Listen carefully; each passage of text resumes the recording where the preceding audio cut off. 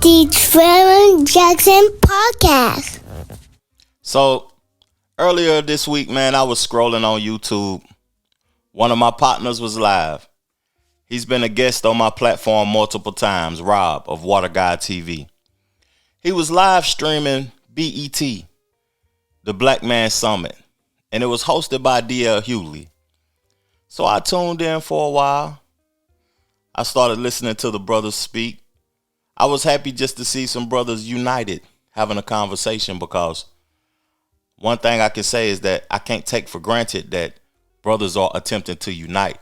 They're attempting to come together and try to create an agenda that's going to be in the best interest of us all. That's what I assume. I assume that that's what they're trying to do when they do this B.E.T Black Man Summit. So when I look around, I look at the comment section. I was chopping it up with Rob and his live and listening to people speak and stuff. And everybody was talking about the people who was talking that they don't look like they represent us, man. They are celebrities, lawyers, actors. They don't represent us in totality. And I was thinking about it. I was like, nah, they do represent us.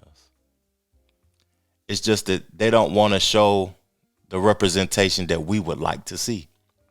They want to show a representation of accomplished, successful,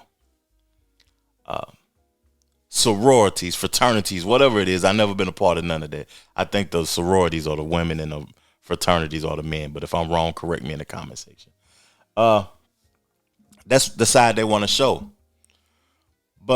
And I was thinking, I was like, Trev, what do you represent? What do your channel represent as a black man? Does it represent black man?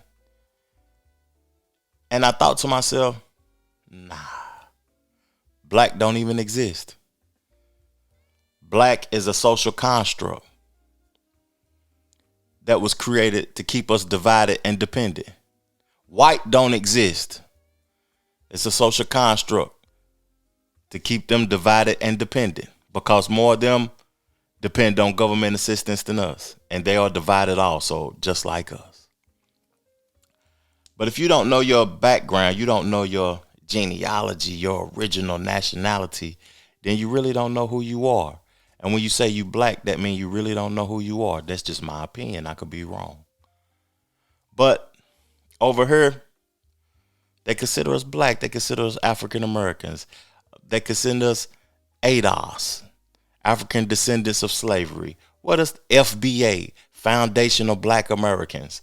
It's a multitude of things, but we don't have just one thing, because we're basically a mixed race at the end of the day. A whole bunch of mixed individuals who don't know their nationality. My light blinking a little bit. But I wanted to play some clips from this, the ones that caught my attention, and just react to them with y'all. Let's do it. You know, as a civil rights lawyer, I got to interact with Vice President Harris when she was the Attorney General of California. We were not on the same size, but I saw her passion to do the right thing and her passion to try to help black people. When we think about it, DL, you have to think that this is a sister who grew up in Oakland, California, and she chose that the best way I can help the system is to be a prosecutor, be on the inside. Most of the time, you have people like me, we're fighting on the outside. Don't we want that? We need people on the inside.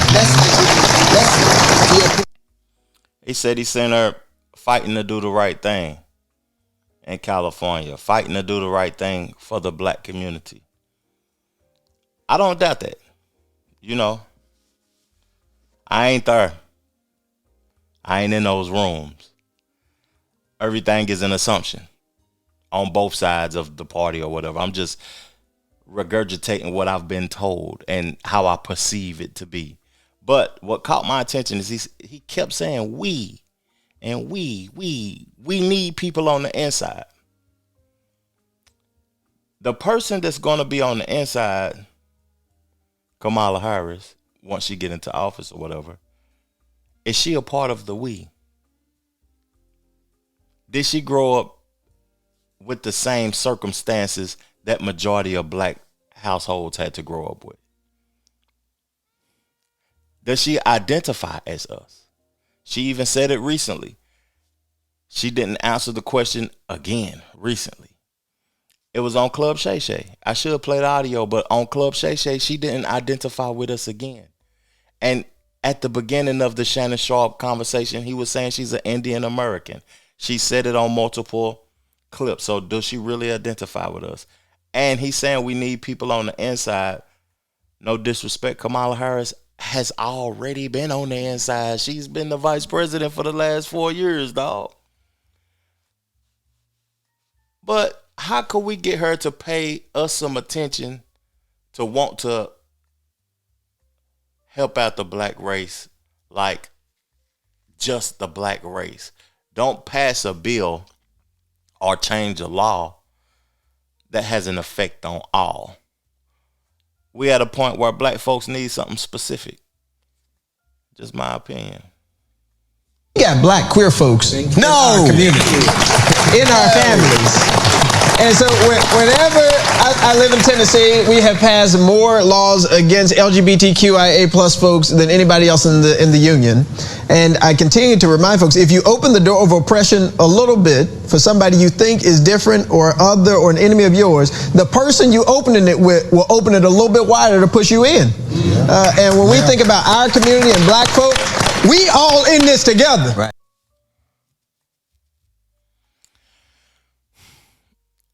See, the word "we" is messing me up. I'm gonna play that again too, because he said we have passed laws against the LGBTQ community. Man, the LGBTQ community is a multitude of people. He talking about the state of Tennessee did that. It's a multitude of people. They're not a part of the we. Like, we gotta separate, like, you know, Martin Luther King integrating black folks with white people and with the rest of the world. It had an impact on black folks that is I don't know if it's ever gonna leave us, because it's always we, and we integrating ourselves with all the races or whatever when they're doing their thing independently. Indians get an Indian real estate broker and move to an Indian community. Chinese people, they have little Chinas in different spots all over the United States. People don't integrate with others. They do it on their own. They create on their own. They have communities on their own. We the only community that doesn't have a community that's dependent on other people's community. It's just interesting to me, man. Real talk. That's interesting to me. And he said, I don't want to identify myself with nothing that I don't live by or I don't stand on. So when he said that we need to be, what did he say? We are all in this together. The LGBTQ community don't identify with the black race. They have people that's in the black race in the LGBTQ community, but it's a separate entity. And black folks, men especially, still have more laws that is targeting them, that's against them, than the LGBTQ community. Let me play another clip, man. Well, there are some men who don't want to vote for a woman. Sure. The founders of Project 2025 really don't want a woman as president. Right. And their women don't want a woman as president. Sure. That is not being held to the same standard. If, in fact, you are one of those individuals who believe that a woman should not be president, speak on it. So, like, if you're masking your sexism with, she locked up a whole bunch of black men. Well, that's already been debunked. So what is it? Or she's not black. Yeah. So what is it? What is it that's really, just speak on it. Now, Ben, we can't. That, like he said something so profound. Woo, woo.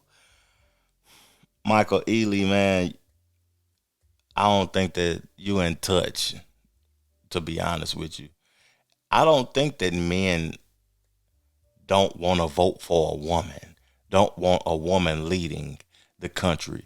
But when she did get the opportunity to be the representation for the Democratic Party, she didn't have to go up against no other Democrats. She wasn't elected, she was selected. I said selected to be the representation for the Democratic Party. She wasn't elected. She didn't have to fight for it or nothing. She didn't have to go up against nobody else. And I don't think it's specifically that men, black women, white women, people don't want to vote for a woman to be the leader of the country. I think it's just Kamala. And I think people are still voting for Kamala no matter if she's a woman or not, because they don't have a choice. And they never had a choice because she was selected to be the candidate. And no disrespect to Kamala. She's put in a lot of work over the years, man, to be where she's at. But I don't think that it's just, I really don't think that that has nothing to do with her being a woman. I think that it's her specifically. You know, when you hear her speak and stuff, it doesn't sound like a person to me that speaks fluently, she was thrust into the situation like late in the game, because when Biden stepped down or whatever, she was thrust into it. So I really don't know her like that, and I haven't seen her speak. I haven't seen problems or whatever arise a lot. It's just that hearing her speak, she sound like I don't want to be disrespectful. She just doesn't sound presidential. That's all I'm going to say. Now the last clip, because I ain't going to take too much of y'all time. This is Vince. I forgot this rapper's name. He's from Chicago, though. But he was at the Black Man Summit. And before the summit came on or whatever, he was in Charlotte, North Carolina, where I'm located, speaking to men about, you know what I mean, the presidential election, why black men are swaying towards Trump more often, and how do they feel about Kamala Harris and all of this. But to me, this just seemed like to be honest with you, a fraternity of men talking about the Democratic Party and how they feel about it, and just their interest in the things that interest them about the Democratic Party. But the last clip, man, and I'm up out of here. Speaking to black men on the street in North Carolina, many brothers had concerns about Kamala Harris's history as a prosecutor, as did I, being victims of the prison industrial complex. I'm a legal cannabis entrepreneur myself, so when I first heard the figures that she incarcerated thousands of black men for marijuana, I was very skeptical. Now, when you look into the actual numbers, it was 45 men in total that were sentenced for marijuana charges, and that's not specified by race. On the other hand, a main point of conversation is Donald Trump's storied history of racism. And the reality is that you have a candidate here who is supporting ideas of blanket immunity for police. These are the police that are the modern day manifestation of slave catchers and overseers. And that blanket immunity is to give them freedom to kill us with freedom from prosecution. So, you know, that's interesting that he spoke about Trump trying to use blanket immunity and give them like complete immunity, the police, and he talked about it being a form of slavery and slave catchers and all of that. And he also spoke about Kamala Harris' history and locking up thousands of black people. You know, all politicians locked up thousands of black people. You're just doing your job. You know, you always got a boss. And if you don't do what you're told, you're going to get fired. And that's the same way with her being the president. You know, Kamala Harris is married to a Caucasian man. When I think about it, like, I think about the last few years of the Democratic Party, especially like the last 4 years of Obama, then Biden, then now Kamala Harris. It's to me, it doesn't seem like real leadership. It seems like they're influenced by someone, or someone is telling them something to do. Do y'all feel like y'all had a president the last 4 years with Biden? Just real talk, man. Real talk for a minute. Do y'all feel like somebody else was leading the country, directing him on decisions to make? The man barely could speak. Who really leading the country? Do we feel like the country is just on a, it's in a state to where it runs itself. It doesn't even need a leader. It runs itself. So the last 4 years, it don't seem like the last few years of Democratic Party. It's just obvious that somebody else is leading the country. Now, when Trump was in office, and this is not to endorse Trump, but Trump was a independent thinker. He was more like a non-career politician. He made decisions, brash decisions, and it seemed like it wasn't too many bipartisan decisions where it was equal parties making the decision. And I think the American people like that more. It would seem like it was more authentic. And the stuff that you may not agree with, you may agree with, was in your face. But do American people need to be pacified and not see it and not know that it's going on and not hear it? Because the stuff is happening all around you. It's just that they keep it in a blanket to where you can't see it. And that's what the Democratic Party seem like they've been doing to me. And it seems like people are okay with that. People are okay getting pacified and, it's not too stressful. It's not too chaotic. You don't see the real thing or whatever is going on.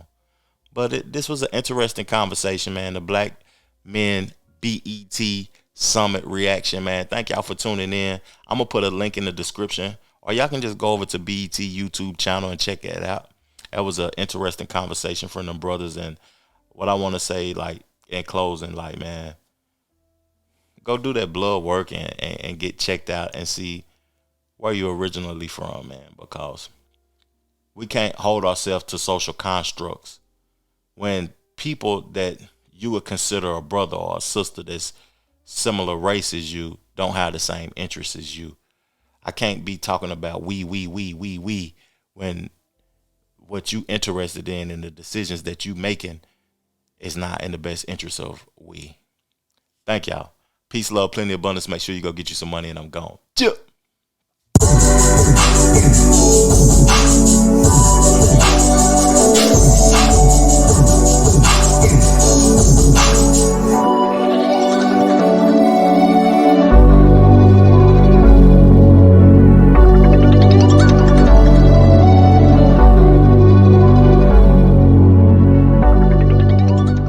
The Trevor Jackson Podcast.